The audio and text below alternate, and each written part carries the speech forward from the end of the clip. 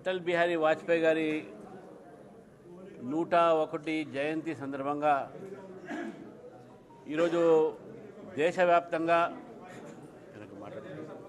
బాబు మాట్లాడండి, ఎవరు మాట్లాడకండి అన్న మాట్లాడకండి. దేశమంతా కూడా సుశాసన్ దివస్ అంటే గుడ్ గవర్నెన్స్ డే, ఒక మంచి పరిపాలనా దినంగా అందరం జరుపుకుంటున్నాం. ఈ యొక్క పరిపాలనా దినం సందర్భంగా అటల్ బిహారీ వాజ్పేయి గారు ఆనాడు ఈ దేశంలో తీసుకొచ్చిన మార్పులు మనందరం కూడా స్మరించాల్సిన అవసరం ఉన్నది. మొబైల్ ఫోన్స్ దగ్గర నుంచి ఇంటికి గ్యాస్ వచ్చేదాకా, అందులో గ్రామీణ ప్రాంతంలో రోడ్లు అయితే ఏంది, స్వర్ణభుజం ఏదైతే నేషనల్ హైవేస్ అయితే ఏంది, ఇవన్నీ కూడా అటల్ బిహారీ వాజ్పేయి గారి యొక్క ప్రభుత్వంలో జరిగినటువంటి అభివృద్ధి కార్యక్రమాలు. మరి ఆ రోజు విలువలు సంబంధించినటువంటి ఒక రాజకీయాలకు నాంది పలకాలి అని చెప్తూ నిన్న వాజ్పేయి గారి యొక్క స్పీచ్ కూడా చెప్పారు. పార్లమెంట్లో వారు నెహ్రూ గారిని బాగా విమర్శించారు. కానీ ఆ విమర్శలకు నెహ్రూ గారు బాధపడకుండా ఒక ఈవినింగ్ డిన్నర్లో కలిసి నువ్వు చాలా బాగా మాట్లాడినావు, మంచి పాయింట్ చెప్పినావు అని చెప్పడం జరిగింది. కానీ ఈరోజు దురదృష్టశాతం తెలంగాణ రాజకీయాల్లో విలువలు భాషలకు ఒక హద్దు బత్తు లేకుండా అయిపోయింది. ఒకవైపు పార్టీ ఫిరాయింపుదారులు విలువల్ని తగ్గిస్తూ ఉంటే రాజకీయాల్లో, మరోవైపు రాజకీయ నాయకులు ముఖ్యమంత్రితో సహా అపోజిషన్ లీడర్తో సహా వారు వాడే భాష ఏదైతే ఉందో ఇది తెలంగాణ ప్రజల్ని అవమానపరిచేటటువంటి ఒక విషయాన్ని మనం గుర్తుంచుకోవాలి. వాజ్పేయి గారు ఎప్పుడు కూడా పార్లమెంట్లో కానీ బయట కానీ నోరు జారి ఎవరిని కూడా అవమానించలేదు. కేవలం రాజకీయ విమర్శలు మాత్రమే చేశారు, సైద్ధాంతిక విమర్శలు చేశారు. కానీ నిన్న చూసాం మనం, స్వయాన ముఖ్యమంత్రి గారు, అంతకుముందు మాజీ ముఖ్యమంత్రి గారు వారు మాట్లాడిన భాషలు, మరి వారికి ప్రతీకారమైన భాష ఈయన ముఖ్యమంత్రి గారు.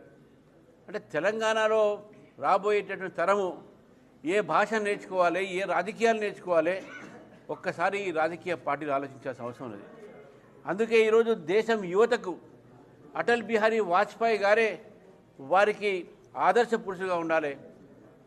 Vajpayee ji will inspire the younger generation. జన్జీని ఈరోజు ప్రోత్సహించేది, వారిని ప్రేరితం చేసేది ఎవరా అంటే అటల్ బిహారీ వాజ్పేయి గారు.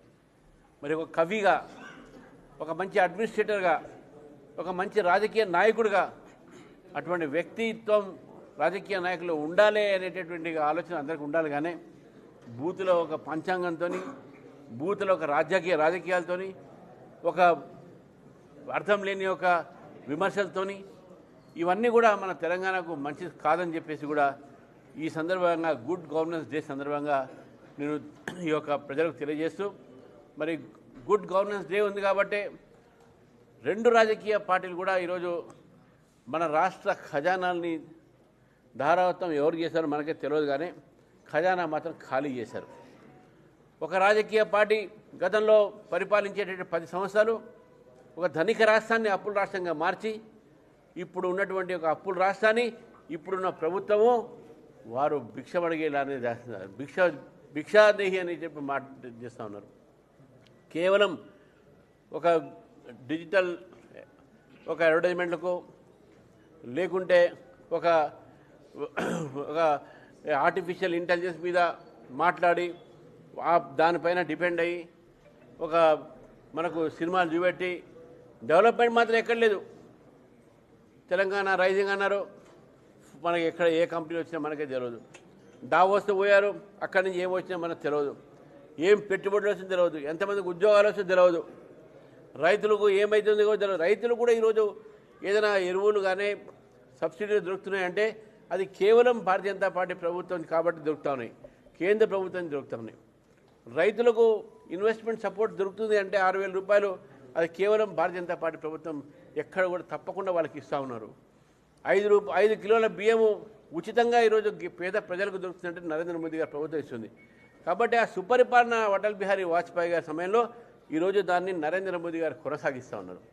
ఈరోజు దేశవ్యాప్తంగా ఎయిర్పోర్ట్లు అయితే ఏంది, పోర్ట్స్ అయితే ఏంది, ఇండస్ట్రీస్ అయితే ఏంది, హెవీ ఇండస్ట్రీస్ అయితే ఏంది, ఏరోస్పేస్ ఇండస్ట్రీస్ అయితే ఏంది, తెలంగాణతో సహా ఈరోజు దేశవ్యాప్తంగా అభివృద్ధి చెందుతుంటే నరేంద్ర మోదీ గారు వారు కూడా అటల్ బిహారీ వాజ్పేయి గారు తన స్ఫూర్తి పొంది ఈరోజు పరిపాలన అందిస్తూ ఉన్నారు మనకు.